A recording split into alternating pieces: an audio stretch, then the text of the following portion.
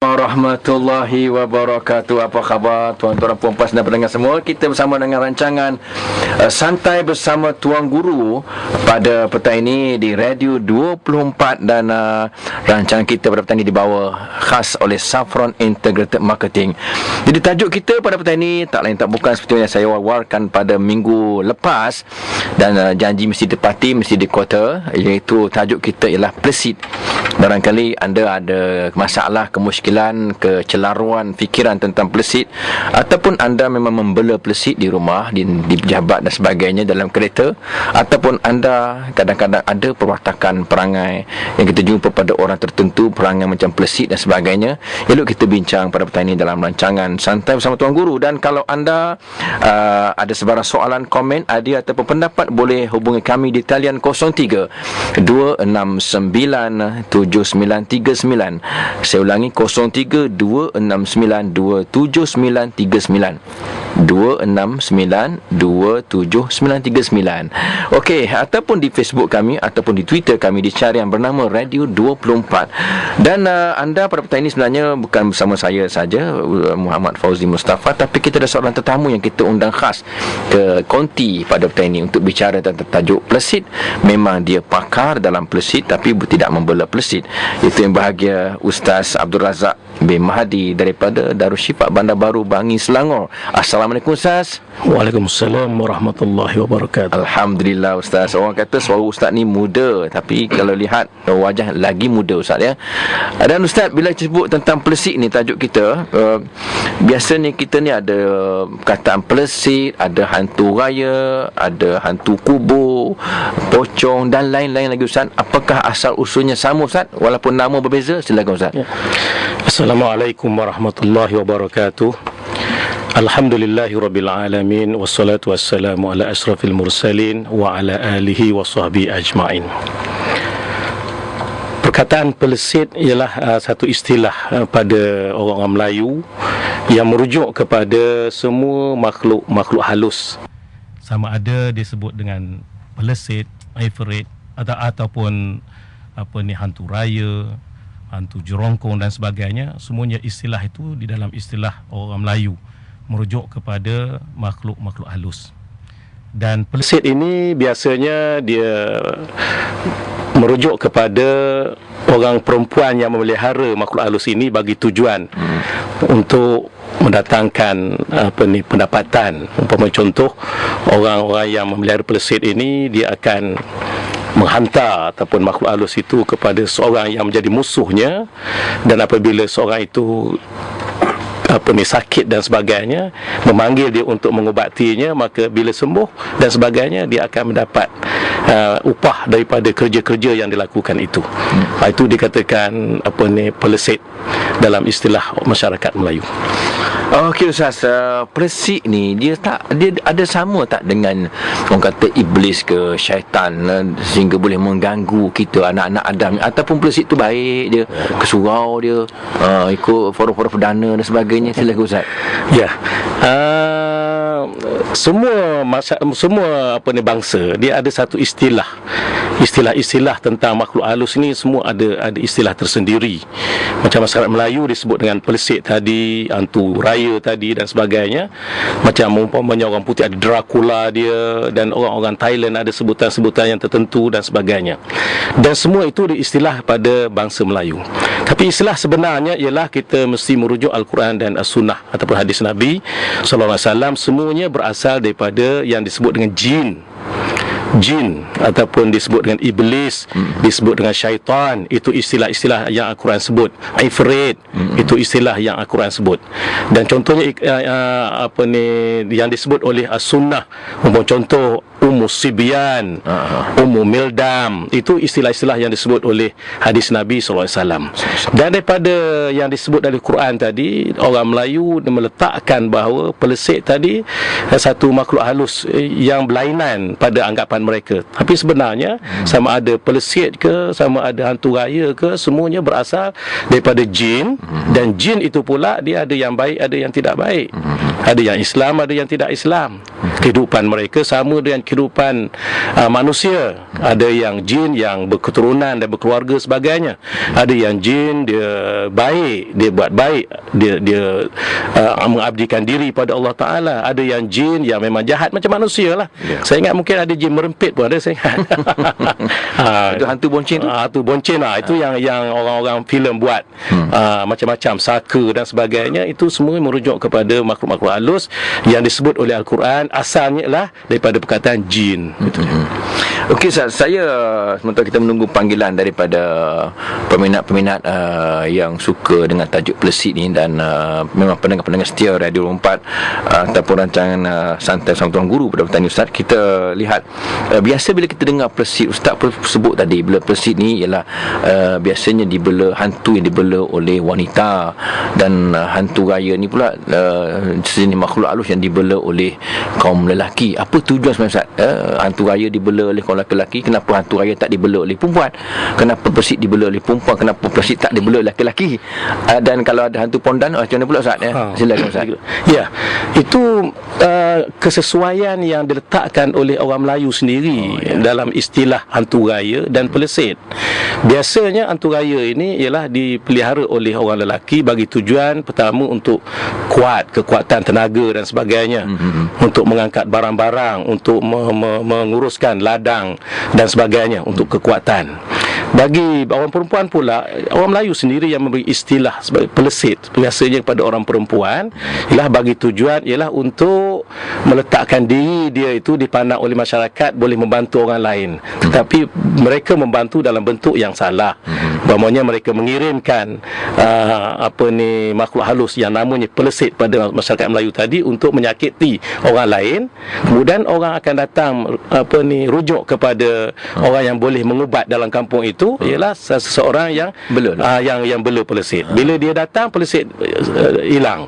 Orang lain nak ubat, tak hilang. Maknanya dia akan dalam masyarakat tu dia dipandang mulia kerana membantu orang lain, tapi dalam bentuk yang salah. Satu lagi Ustaz, tentang Pelesit ni, bolehkah manusia bela makhluk biasa? Bela ayam boleh lah kan, bela itik, lembu, kambing, kerbau. Dia macam mana Ustaz? Apapun sebelum Ustaz menjawab soalan saya ni, kita ada seseorang di hujung talian Ustaz ya. Encik Syukri. Assalamualaikum Encik Syukri. Waalaikumsalam. Ya Encik Syukri, apa kemuskilannya bersama dengan Ustaz Abdul Razak? Ya. Assalamualaikum Ustaz. Waalaikumsalam warahmatullahi wabarakatuh. Saya berkenaan dengan Pelesit ni, ada terfikir sekejap apa benda tu datang recall lah daripada ingatan saya. Saya nak tanyalah sejauh mana kebenaran ni lah. Saya nak tanya berkenaan dengan toyol. Apa yang saya tahulah di kampung isteri saya tu memang ada orang banyak orang bercakap dibela toyol sekarang. Dan satu lagi, toyol tu mereka ada mengatakan toyol tu boleh didapati dari tanah suci. Tak tahu apa sejauh mana kebenaran benda tu. Dan nombor dua, toyol ni kalau dijaga ataupun kalau kita letak duit tu, kita letak jarum ataupun letak kacang hijau dekat duit, tempat yang selalu kita letak duit, toyol tu akan main. Dan sebelum subuh ada orang yang akan datang rumah kita sebelum subuh, mengetuk pintu dan mengatakan itulah Tuhan dia. Saya nak tahu sejauh mana kebenaran. Itu saja soalan saya. Okey, Encik Syukri, terima kasih. Sama. Assalamualaikum. Okey Ustaz, itulah pemanggil kita yang pertama tentang toyol, dan memang toyol ni pun adik-beradik Pelesit juga sebenarnya ya. Semua dibela lah ke ni? Dibela. Jadi Ustaz, sejauh mana Pelesit itu toyol ni ada kebenarannya? Adakah yang kita lihat yang cerita toyol tu curi duit warna hijau, botak kepalanya, tak pakai seluar dan sebagainya, kecil-kecil. Silakan Ustaz. Ya, toyol ialah satu istilah yang diberikan oleh orang Melayu juga merujuk kepada makhluk halus. Kerana ada kemungkinan toyol ini dia jenis kecil dan sebagainya, tapi semuanya dia daripada golongan jin. Soal toyol ini diambil di tanah suci itu kita tidak dapat meletakkan satu kebenaran, kerana takkanlah orang ambil satu toyol makhluk halus di tanah suci. suci. Ya. Tidak ada kebenarannya. Kemudian memanglah toyol ini bagi orang Melayu dia ada petua-petua yang tertentu untuk menghalang daripada duit dia dicuri dan sebagainya. Tapi sejauh mana kebenaran itu, kita banyak dapat tahu cerita begitu sahaja. Tapi yang pasti ialah toyol ke ataupun pelesit ke ataupun hantu gaya ke, semuanya jin ini boleh dihindarkan, boleh boleh dihindarkan daripada mengganggu manusia, ialah tidak lain dan tidak bukan daripada ayat Al-Quran dan hadis-hadis Nabi SAW yang kita baca dan kita amal, insya-Allah dia boleh membantu kita daripada diganggu oleh makhluk-makhluk halus seperti yang disebut oleh toyol, seperti yang disebut toyol tadi. Ya. Okey Ustaz, kita ada satu Facebook, ada Encik Johari Hasan, satu soalan Ustaz. Bagaimana kita nak kenal pasti seseorang itu membela pelesik ni, ataupun boleh tak kita lihat dari mata kasar kita, ada tanduk tuan dia pakai tanduk ke, ataupun nampak taring kat tuan dia, ataupun kita tak dapat kesan Ustaz, nak tahu orang tu bela pelesik ataupun tidak. Silakan. Soal dia memelihara pelesit ataupun dan sebagainya, makhluk halus yang sebagainya, ialah yang pertama, bila orang bersahabat dengan makhluk halus yang jahat ini, pertama sudah mestinya dari segi kesolehan dia, solatnya diabaikan, dari segi akhlak diabaikan, dari segi perangai dia tidak perangai menunjuk perangai yang baik, yang boleh dicontohi dan sebagainya. Itu di antara kita. Walaupun demikian, kita tidak boleh menuduh seseorang itu ada pelesit dan sebagainya, sebab tanda yang boleh kita nampak betul ada tulis kat dahi dan sebagainya, itu kita tak boleh tentu. Tapi itu di antara tanda dia ialah orang yang tidak melakukan ketaatan kepada Allah Subhanahu Wa Taala. Okey Ustaz. Okey, kalau anda mendengar pendengar Radio 4 pada petang ini nak berinteraksi dengan Ustaz Razak Mahdi daripada Darul Syifa Bandar Berbangi, boleh hubungi kami di talian 0326927939. Saya ulangi, 0326927939, ataupun di Facebook kami syarian bernama Radio 24. Ustaz, tadi tentang soalan Cik Syukri, dia belum habis kita bincang tentang orang nak mengelak toyol ni, kata letak kacang hijau, letak duit, letak kacang hijau. Dia takut kacang hijau ke Ustaz? Silakan. Itu sebagai petua lah, sebagai petua. Sejauh mana kebenarannya dalam masyarakat Melayu pun tidak dapat menentukan kebenarannya sebagai petua. Ada kemungkinan agaknya dia kata kacang hijau tu toyol suka dia main. Bila nampak kacang hijau tu dia leka main kacang hijau. Dia leka lah, tidak terhindarlah daripada kecurian duit tadi. Tapi sejauh mana kebenaran kita tidak dapat menentukannya. Sebab tu saya tengok toyol kat TV warna hijau. Warna hijau. Jadi yang sebenarnya toyol ke apa yang saya sebutkan tadi, bahawa dia boleh dihindari dengan kita mengamalkan beberapa komponen ayat-ayat Al-Quran dan hadis Nabi SAW. Itu saja. Okey, satu lagi Ustaz, tentang dia kata apa, sebelum subuh ada orang ketuk pintu. Biasanya itu tuan toyol. Sejauh mana kebenarannya Ustaz? Adakah itu petua ulama? Saya nampak itu sebagai cerita dari mulut ke mulut sahaja. Cerita daripada mulut ke mulut sahaja yang tidak tentu kebenarannya. Orang ketuk rumah ke dan sebagainya. Okey Ustaz, makin rancak punjang kita Ustaz tentang tajuk pelesit. Dan kalau anda ada permasalahan, kemusykilan, boleh hubungi kami di talian yang saya sebutkan tadi. Sekali lagi saya ulangi, talian kita 0326927939. Kami akan ambil panggilan anda, insya-Allah. Apa pun Ustaz, kita teruskan lagi tentang ada tak jin ataupun pelesit ni dia mendakwa dirinya Islam, dia soleh, ada tak kebarangkalian dia memang menipu Ustaz? Ya, memang kalau saya Ustaz, saya akan minta IC dulu, betul tak? Pasport ke kan? Tapi kadang-kadang kita mudah terperangkap, jin saya Islam, jin saya soleh, jin saya pernah pergi Mekah 40 kali dah. Jadi apa hukum Ustaz? Kalau manusia pun boleh menipu manusia lain, mengatakan bahawa dia baik dan sebagainya. Kali ini Ustaz punya cerita kan, yang pengantin, bakal pengantin kena tipu. Itu tunang manusia boleh menipu manusia. Apatah lagi dengan makhluk halus yang kita tidak nampak. Makhluk halus yang gaib yang kita tidak nampak, sudah pastinya dia kemampuan dia boleh menipu kita. Dan memanglah dalam Quran menyebut bahawa ada di antara jin itu Islam dan ada yang kafir, dan ada yang membuat aktiviti yang berlain-lainan di antara mereka. Tapi sebab itu kita nak menentukan dia Islam. Kalau ada datang pada kita pun dia mengaku bahawa dia Islam, kita pun tidak boleh tentukan bahawa dia itu Islam yang sebenar. Mungkin dia ada penipuan di situ. Okey Ustaz, itulah sementara kita menanti panggilan Ustaz. Kita berehat seketika Ustaz untuk kemas kini berita dalam 5 utama.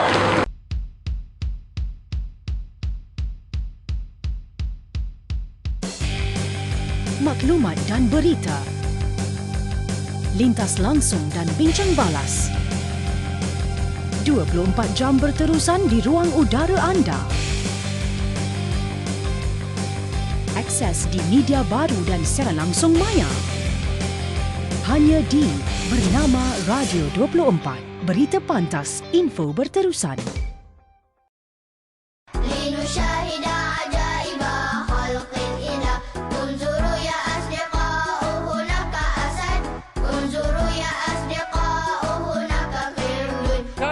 Persembahan Tuhan kurang bertenaga. Jom minum jus Tok Guru. Bertenaga. Unzuru ya asdiqa'u laka ta'irun al-asadu kabir. Wan Jimat, khasiat hebat semestinya jus Tok Guru.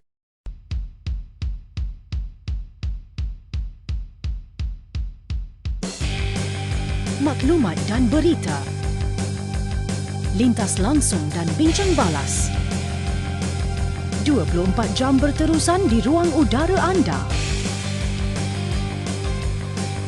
Akses di media baru dan secara langsung maya. Hanya di bernama Radio 24. Berita pantas, info berterusan.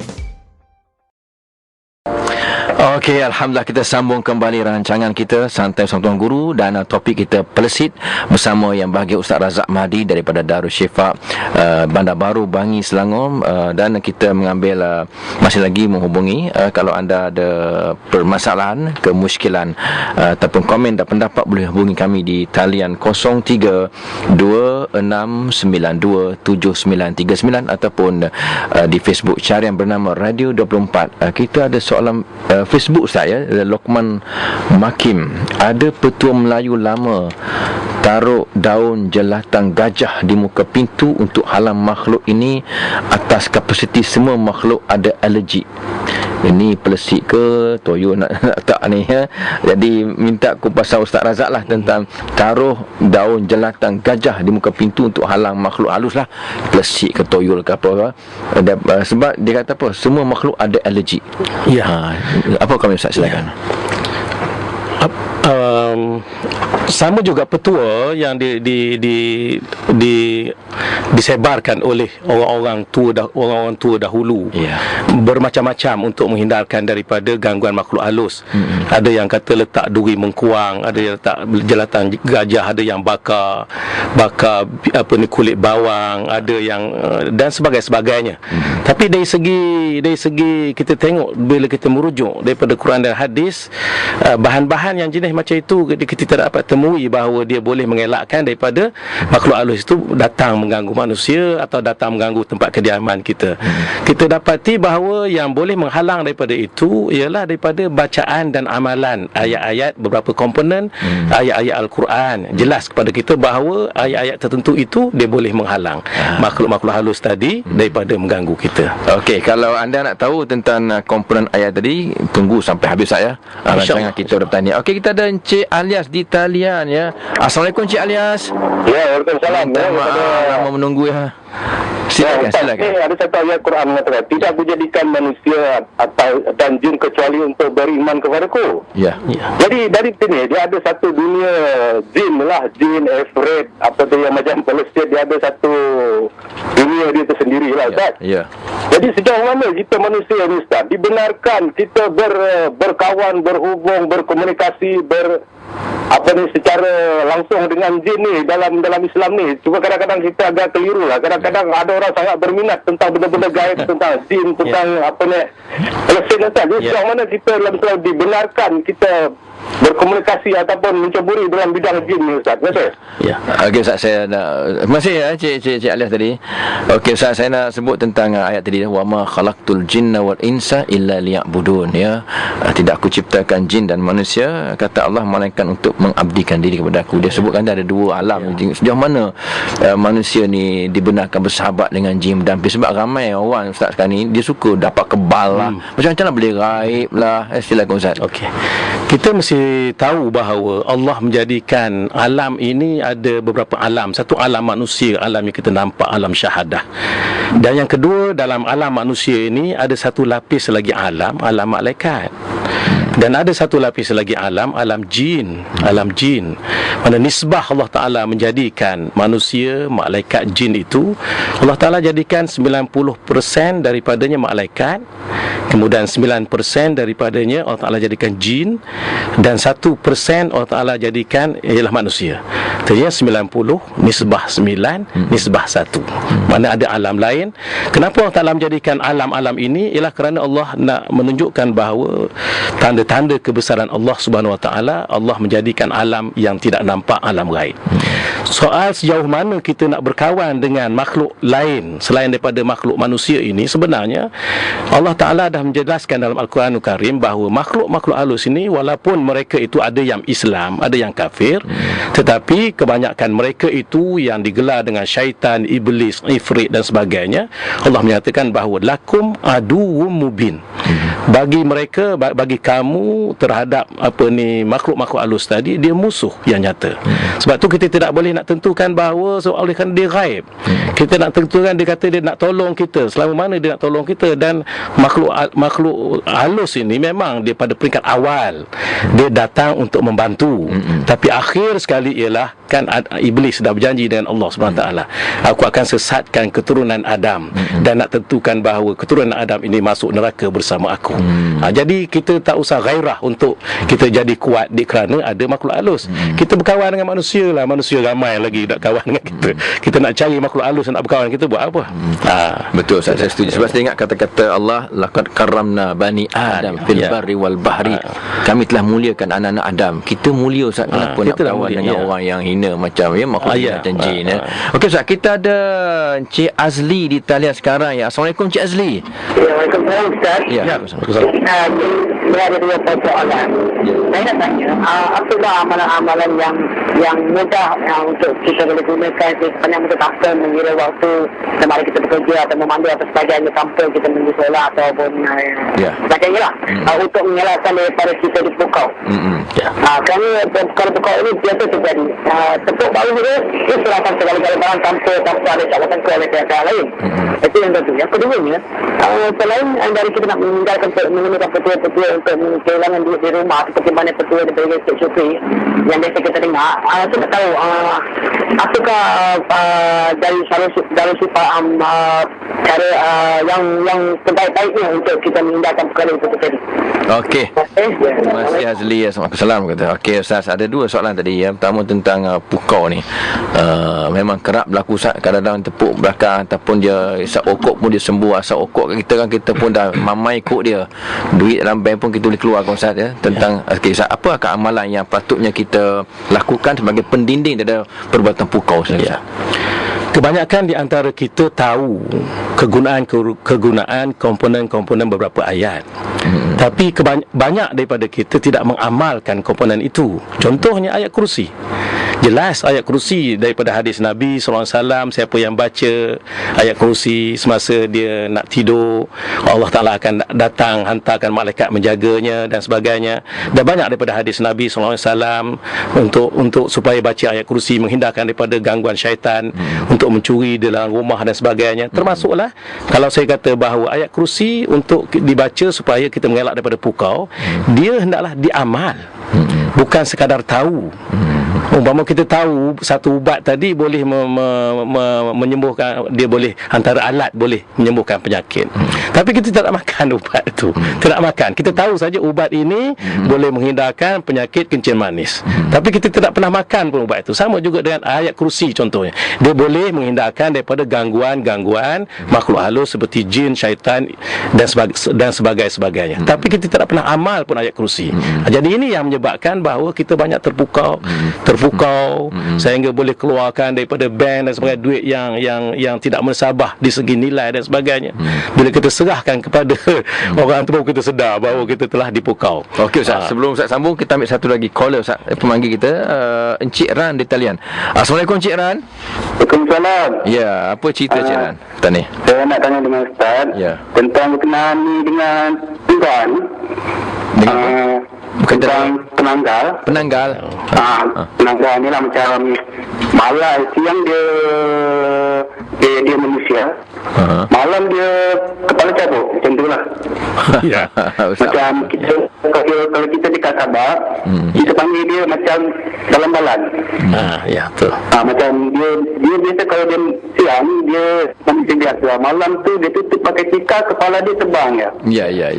Jadi ni pun saya pun nak tanya dengan Ustaz ni, dia tergolong macam mana Okey. Ada lagi satu, kita orang tua cakap satu makhluk ni bila hujan, bila dah berhenti hujan tu, benda tu dia akan berbunyi seperti tin. Dia berbunyi seperti tin kawasan hutan. Mereka cakap benda tu, makhluk ni, kalau dia kita tambah panggil kokok lah. Tapi benda ni kalau budak-budak nampak, lepas tu budak tu dia berbogel, makhluk tu akan ketawa. Jadi tak tahulah, saya tak pasti ni makhluk ni tergolong macam jin ke apa macam tu. Okey. Encik Ran, kita dengar jawapan Ustaz. Terima kasih. Okey Ustaz, ni orang Sabah. Sabah bah. Ini tentang mungkin di Semenanjung saya kuranglah isu macam ni kan, tapi di Sabah mungkin menular Ustaz tentang penanggal tadi. Silakan Ustaz. Penanggalan ini di kalangan orang Melayu disebut dengan hantu penanggalan, atau juga dikenali dengan hantu Tenggelong di negeri Kedah, lebih kurang begitu sebutan dia, hantu Tenggelong. Dan penanggalan ini dia dipercayai suka kepada darah perempuan yang bersalin. Itu kepercayaan orang Melayu kita. Dan tujuannya ialah hantu penanggalan ini dikatakan kebanyakannya dituntut oleh seorang wanita bagi membantu mengekalkan kecantikannya.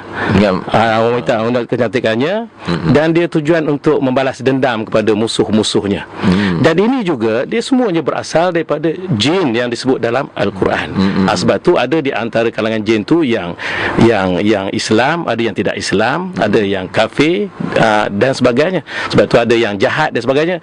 Jadi orang Melayu memberi satu nama ataupun makhluk halus ataupun jin yang berbentuk demikian, dibagi nama sebagai penanggalan.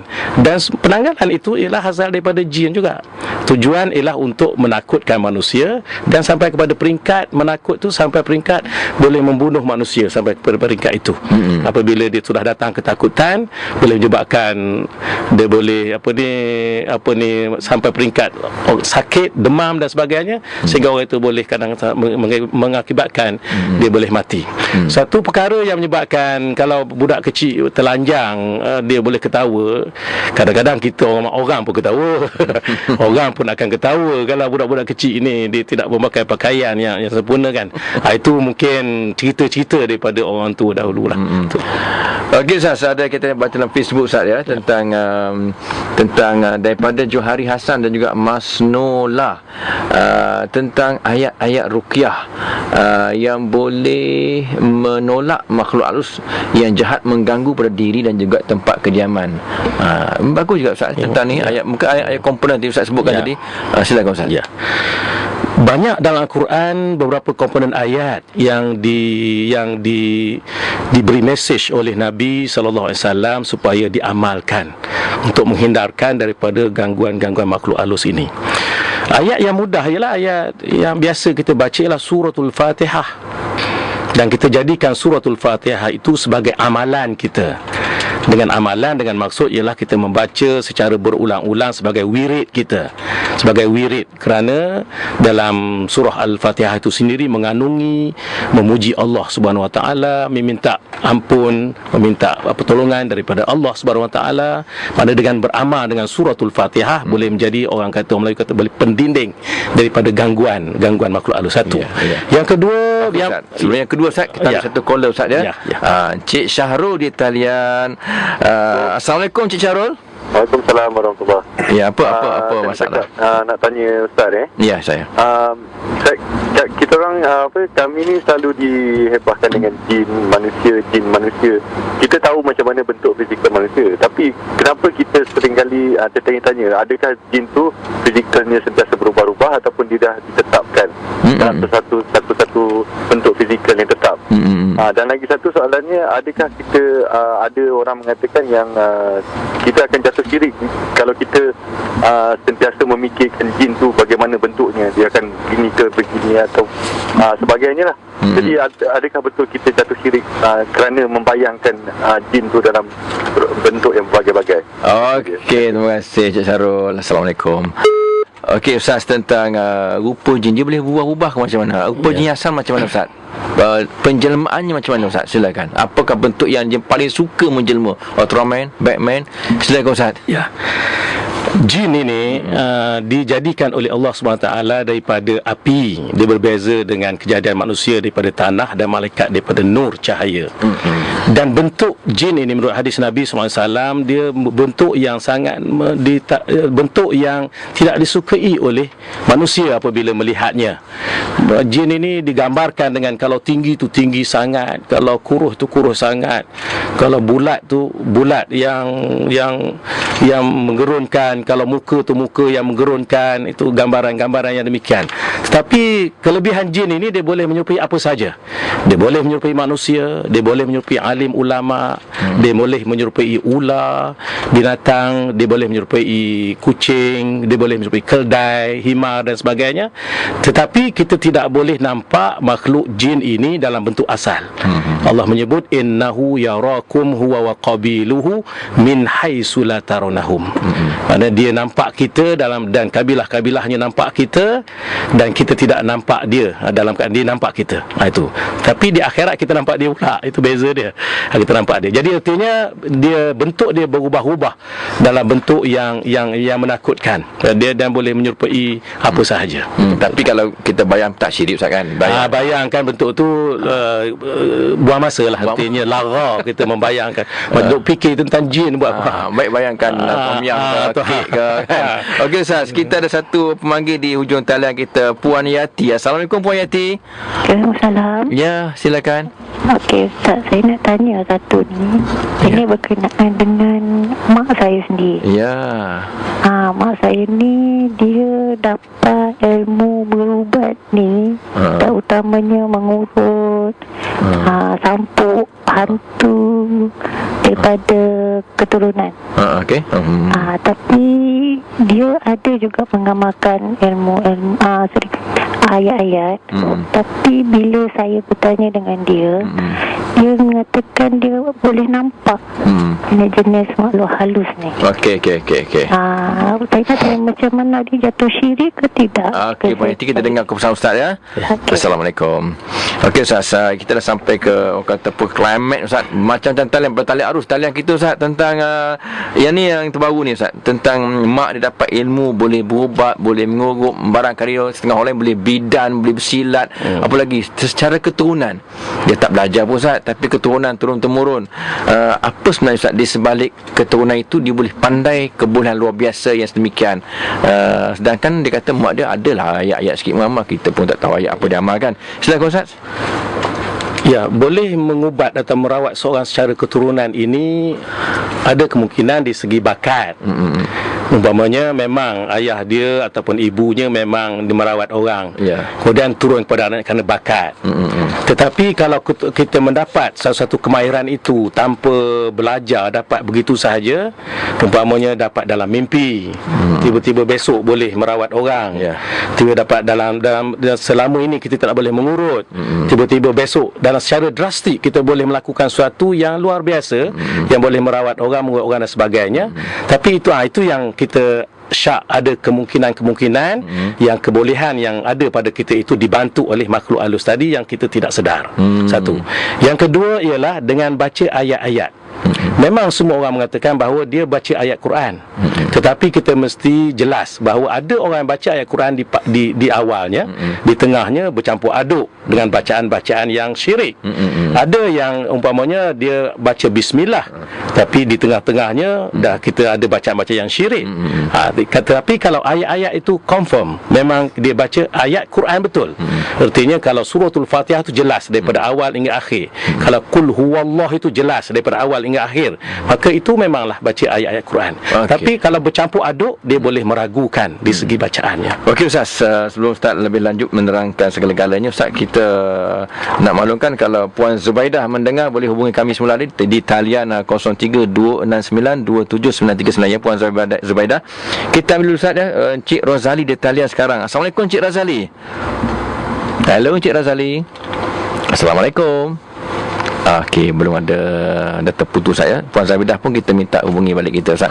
Tadi Ustaz tentang macam dengan mak dia Ustaz. Nasihat untuk mak dia, adakah dibangun syirik dan sebagainya Ustaz, tentang mengamalkan barangkali ilmu saka tadi Ustaz, silakan. Penentuan bahawa rawatan yang kita lakukan itu diterima Allah ataupun tidak termasuk dalam ruang-ruang syirik, pertama ialah orang yang merawat. Orang yang merawat itu mestilah orang yang soleh, ataupun kalau perempuan dia orang yang solehah. Artinya dia melaksanakan perintah Allah, meninggalkan larangan Allah, dosa besar dia tidak buat dan sebagainya. Satu. Yang kedua ialah bacaannya. Bacaannya ialah mestilah bacaan komponen-komponen ayat yang diluruskan oleh syarak. Artinya bacaan daripada ayat Quran ataupun daripada hadis-hadis Nabi SAW. Satu. Kalau bercampur aduk yang kita baca dalam bahasa Jawa bukan Jawa, Arab pun bukan Arab, Parsi pun bukan Parsi, kalau ditanya dia apa bahasa tu, dia pun tak faham. Jarabsi dia akan jadi dia tak faham. Jadi itu boleh meragukan, boleh mendatangkan syirik. Satu. Okey Ustaz, sebelum Ustaz sambung Ustaz, kita ambil satu pemanggil saya, Encik Din di talian. Assalamualaikum Encik Din. Waalaikumsalam. Ya Encik Din, silakan. Saya nak bertanyakan tentang makrifat. Ya, makrifat setiap ayat.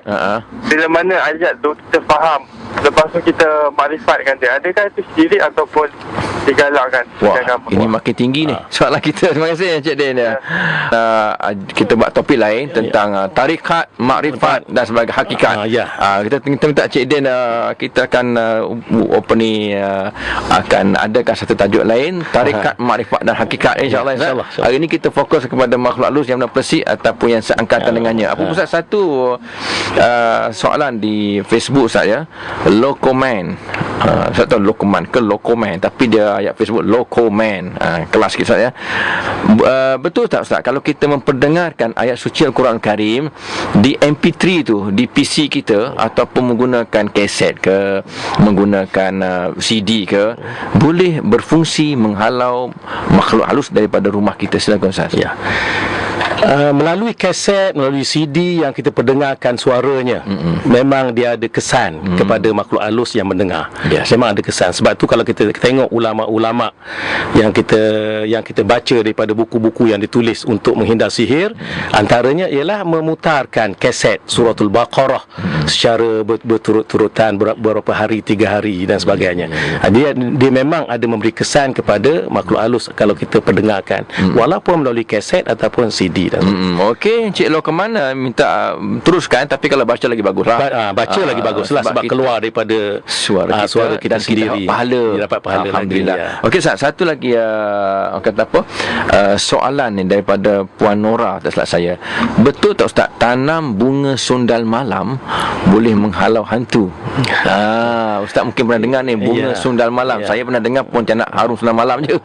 Jadi boleh tak dihalau hantu bunga ni? Dari segi fakta kita tidak tidak jelas daripada fakta tanam, bunga dan sebagainya. Seperti juga orang kata kalau kita pelihara ikan puyuh di rumah tidak akan kena pukau. Tapi apa yang kita dapati, yang pelihara ikan puyuh pun kena pukau juga.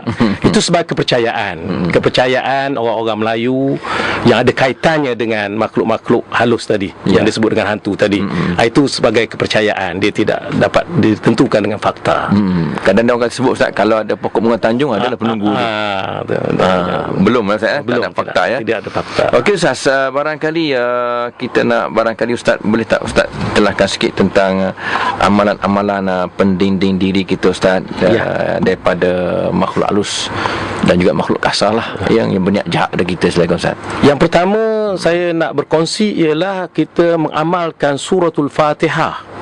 Kita baca suratul Fatihah di luar sembahyang sebagai wirid, sebagai amalan. Kita niat kita baca suratul Fatihah itu sebagai amalan, dan supaya sebagai kita sebut istilah Melayu pendinding daripada gangguan makhluk halus. Suratul Fatihah dibaca beberapa kali yang kita mampu, 3 kali boleh, 7 kali boleh, dan banyak pun boleh di luar sembahyang. Kita baca suratul Fatihah dalam sembahyang, kemudian kita wirid dengan imam contoh, dan kita baca khusus untuk kita jadikan sebagai wirid satu suratul Fatihah. Yang kedua dah tentu ayat kursi. Jelas daripada hadis Nabi SAW, ayat kursi kita baca, kita jadikan sebagai wirid, bukan sebagai kita tahu sahaja. Sebab tu banyak orang yang dia bila dah berlaku pada dia baru dia baca. Bila sudah berlaku pada dia baru dia baca, tidak berkesan lah. Sebab dia patutnya kena amal dahulu, barulah yang baca itu memberi kesan kepada yang lain. Itu ayat kursi yang biasa. Okey Ustaz, sebelum kita ketiga Ustaz, kita ambil satu panggilan Puan Zubaidah yang telah orang kata menyahut panggilan kami ya. Assalamualaikum Puan Zubaidah. Assalamualaikum Puan Zubaidah.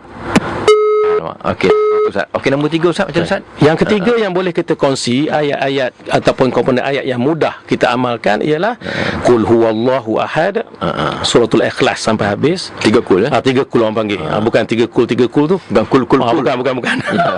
Dia mesti baca habis Qul huwallahu ahad sampai habis suratul Ikhlas. Yang kedua suratul Falaq sampai habis, kemudian suratul An-Nas yang sebut 3 kul itu. Dan saya nak kongsinya ialah supaya kita konsisten dalam kita beramal. Umpamanya tiap kali lepas solat kita nak baca 3 kali 3 kul itu. Tiap kali lepas solat kita nak baca 3 kali. Yang inilah memberi kesan dalam jiwa kena kita. Istiqamah, disiplin.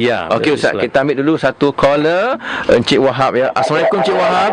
Waalaikumsalam. Ya, okey, teruskan soalannya. Ya tuan, saya nak tanya macam ni tuan. Ya. Jin ni ialah makhluk Tuhan juga tuan. Ya. Jadi malaikat pun makhluk Tuhan juga. Ya. Jadi boleh tak kita berkawan dengan makhluk Tuhan ni tuan? Oh, berkawan dengan malaikat, berkawan dengan jin dan sebagainya. Okey Encik, kita dengar jadi dia panggil. Okey, terima kasih tuan. Assalamualaikum. Okey Ustaz, baguslah anda berkawan semua ni, suka bersahabat Ustaz jadi boleh tak berkawan dengan malaikat, berkawan dengan jin? Ya, silakan Ustaz. Semua selain daripada Allah dia makhluk. Jadi kalau kita kata setiap makhluk kita nak berkawan, dia ada baik dan ada buruk. Tapi masalah dengan jin ini memanglah Allah Ta'ala sebutkan selama-lamanya dia musuh, walaupun dia ada Islam. Walaupun dia kata dia itu Islam, kita tak boleh nak tentukan dia itu Islam betul ke. Sedangkan orang pun kita nak tentu pun payah. Jadi ada baiknya kita menghindarkan diri lebih selamat daripada kita tidak berkawan dengan makhluk yang tidak nampak. Yang Ustaz sebut tadi, innahu lakum aduwwum mubin. Innahu lakum aduwwum mubin. Bagi kamu ni makhluk halus ini, dia musuh yang nyata. Kalau hari ini dia mengaku dia Islam, dia baik, dia membantu kita, mungkin dia ada matlamat dia untuk menyesatkan kita. Sebab kita tahu bahawa iblis dah berjanji dengan Allah Ta'ala nak tentukan bahawa keturunan Adam ini masuk ke dalam neraka bersamanya. Lebih baik kita jangan berkawan dengan makhluk-makhluk yang tidak nampak. Kita berkawanlah dengan makhluk yang nampak, sesama manusia. Kita nampak itu makhluk tu, senang kita nak berurusan dan sebagainya. Berkawan dengan ustaz-ustaz, alim ulama saya. Okey Ustaz, apa lagi komponen Ustaz untuk orang kata pendinding diri dia Ustaz? Selain dari 3 kul tadi.